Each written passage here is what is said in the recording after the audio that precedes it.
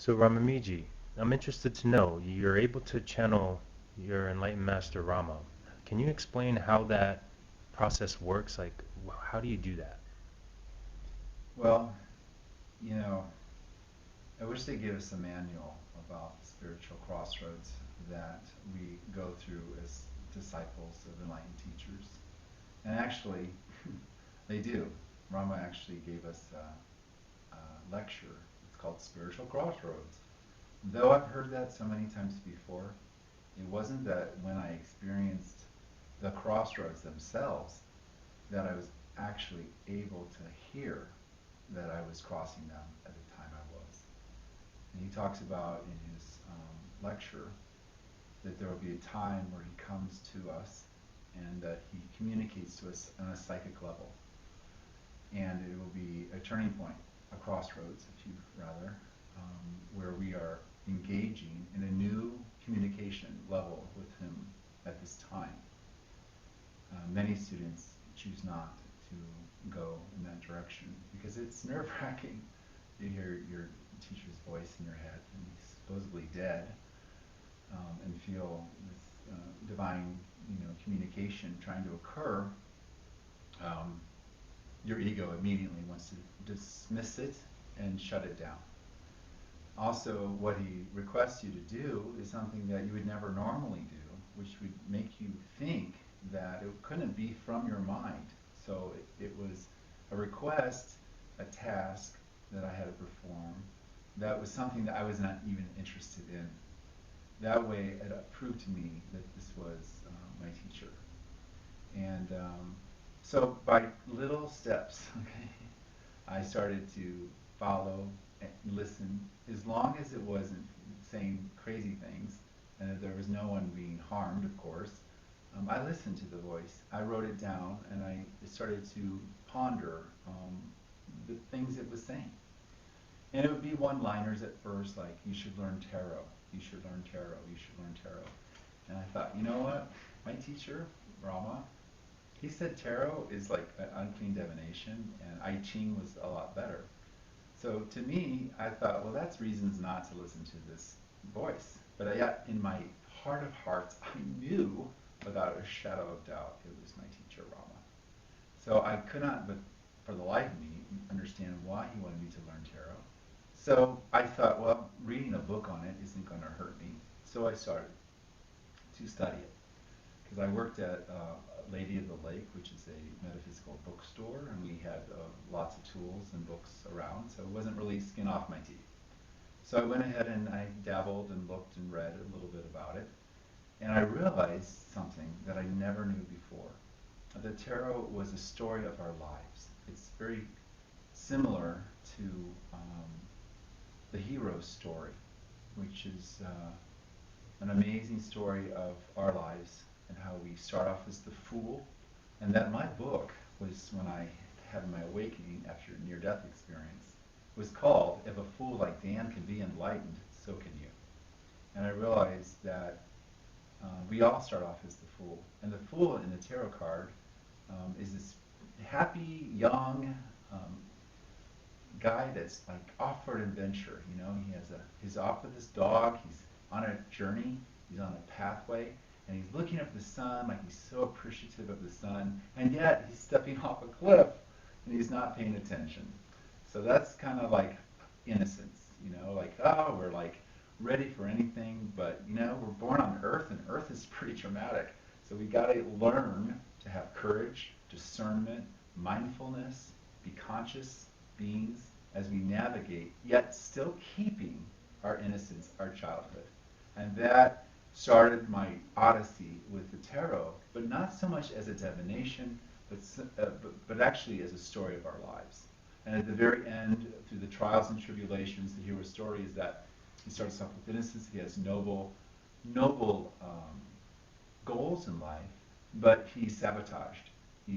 That's the hangman, or the devil shows up, and there's huge opposition. He's he's uh, he's almost destroyed, and sometimes he is destroyed. So we'll have to come back to life as we reincarnate and try it again. Other times he survives the crucifixion of Jesus, right? And cheats death itself and overcomes the obstacle. And then it reigns true.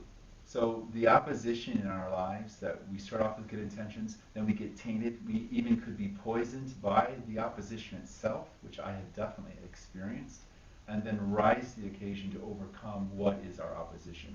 That's how we learn. That's how we come into this planet and learn about love. It is through the great shadow that is our ultimate teacher and should be acknowledged and should also be absolutely honored, you know.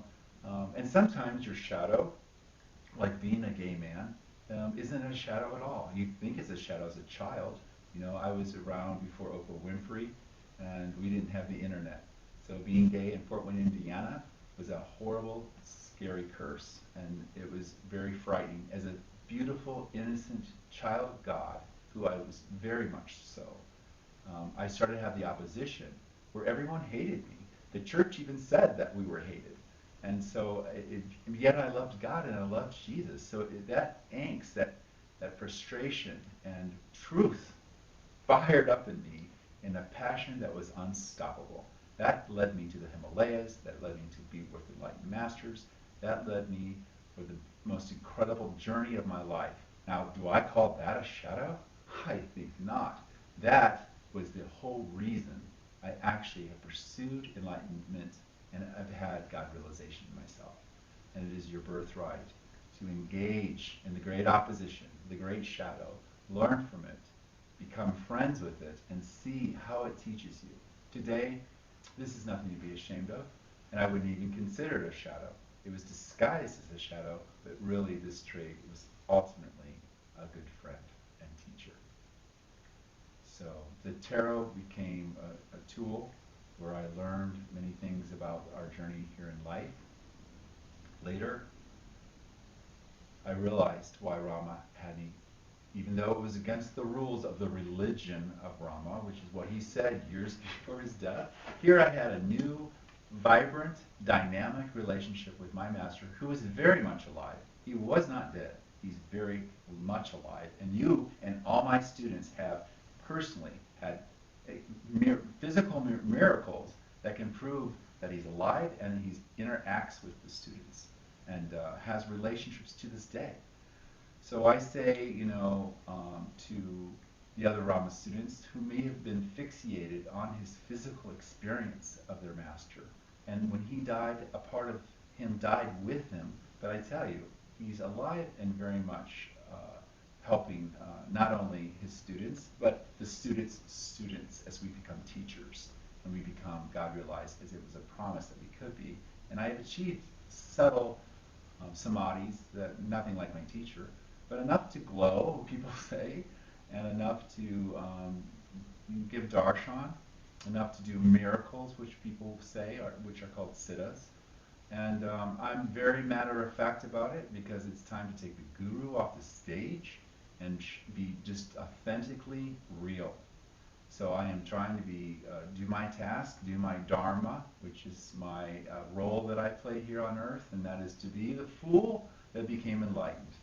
How can a gay guy that was troubled with addictions become a siddha master with supernatural powers, they say, and that can create darshan experiences for people, which is transmission of truth through light, and people see my face changing, all this. It's not that big of a deal. Okay? The bottom line is that it really is, for those who want it, it is your future. And I am here, an open book, trying to be, to tell people how to do it. It is time to take the ashram and the secrets of Tibet off the hilltops, bring it into the city, and make your home a sanctuary. And you are the temple of God that I speak of. So that's like why Rama wanted me to get into this whole divination in the first place, is he started channeling to me after he told me to learn about the tarot, the crystal clear Buddha board readings, which is a story in itself. But as I started to develop, and it was slow at first, it took me at least a year to feel comfortable, and Many, many times I felt like I was feeling a little crazy, and I needed validation. So the things he told me were really to benefit never me, I found out, but always my students that I was working with. He would tell them certain things that came to be true, things that they needed to watch out that were coming towards them, that they weren't paying attention to, that would harm them. Everything he's always said has benefited spiritually, physically, materially, on a financial level, and health-wise, everything has been productive and proactive and helped people. And I knew because of that proof for me, seeing what he's saying and seeing the results, it was true, absolutely true. And he's funny. He's always funny, and so when he comes through with me, he is much more poetic than I am. He speaks in literally poetry. My voice changes to his tonal, his lilt, his characteristics comes through, and his humor comes through absolutely, which isn't really me. I mean, I'm funny too, but I don't have the doctorate level of English. Like he commands the English language. Like I just don't do that. And the way he can come through me and say poetry on the fly is like it's scripted, and I couldn't even memorize that if I even memorized a poetry like that. That to me is proof enough.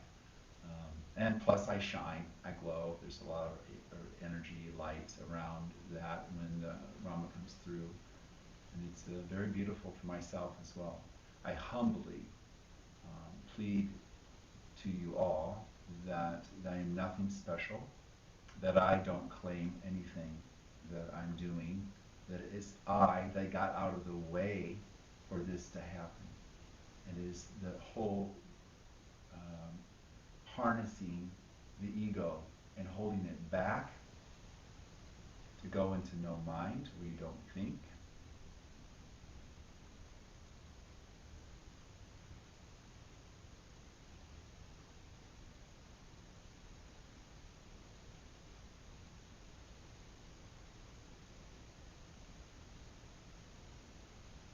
And when you don't think, you don't blink. I'm able to channel Rama and talk, and then there's really no Rama left, or RAMAMIJI. It's just us, peace. And this thing you call life, I call a dream, starts to dissolve.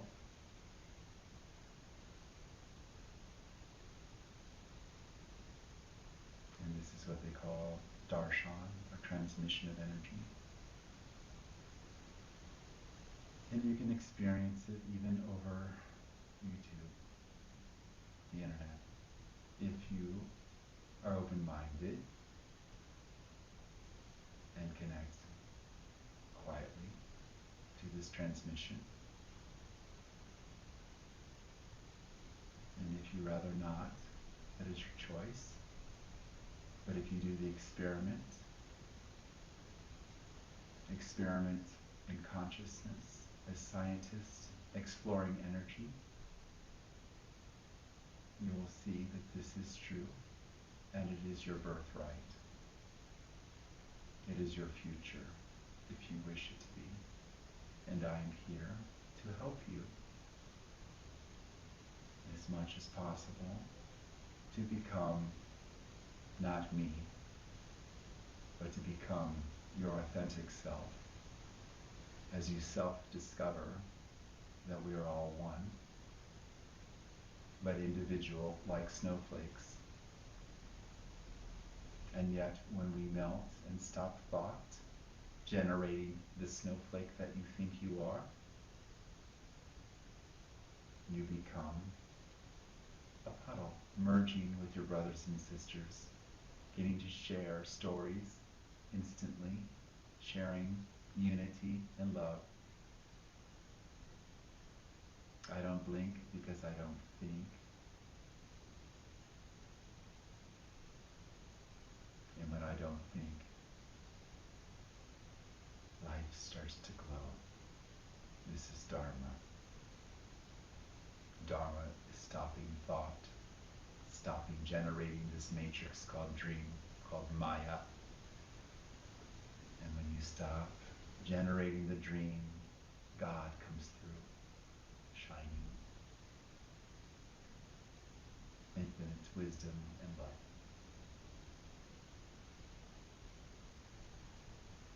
I bow to you, my friend, who is the namaste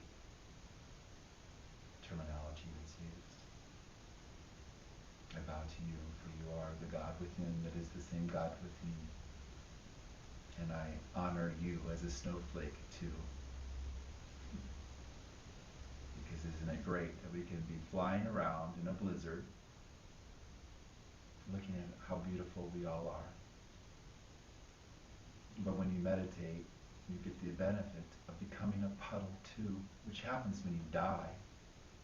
It's not that you're still water, you just transform into something else. But you can experience that while you're alive and not just be a snowflake. And then death isn't so scary because you can't die, you just change form. It's summer vacation when you're a puddle, it's fun. And then you come back as a snowflake, a little bit brighter, a little bit more shinier and more fun because now you see that you're dreaming snowflakes in a blizzard.